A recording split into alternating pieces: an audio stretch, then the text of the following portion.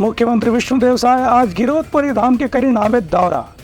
बाबा गुरु घासीदास के संग संग जैत खाम के पूजा अर्चना करके लीन हवे आशीर्वाद। मुख्यमंत्री विष्णुदेव साय आज गुरु घासीदास बाबा के जन्मभूमि और कर्मभूमि गिरोधपुरी धाम पहुँचीन। यहाँ हेलीपैड में स्थानीय नागरिक और क्षेत्र के जनप्रतिनिधि मन उनका आत्मीय स्वागत करीन। ये मौका श्री साय गुरु गद्दी और जैत खाम के पूजा अर्चना करके आशीर्वाद प्राप्त करीन और प्रदेश के नागरिक मन के खुशहाली और समृद्धि के कामना करीन। मुख्यमंत्री कहन कि बाबा गुरु घासीदास के सिद्धांत मनखे एक समान ऐसे हवे कि ओकर पालन करके ही राज्य सरकार का प्रदेशवासी मन के कल्याण और विकास पर काम करत है। ये मौका में गुरु गद्दी के स्थानीय प्रतिनिधि मन और गुरु घासीदास बाबा के वंशज प्रतिनिधि मन घलो मुख्यमंत्री से भेंट करीन।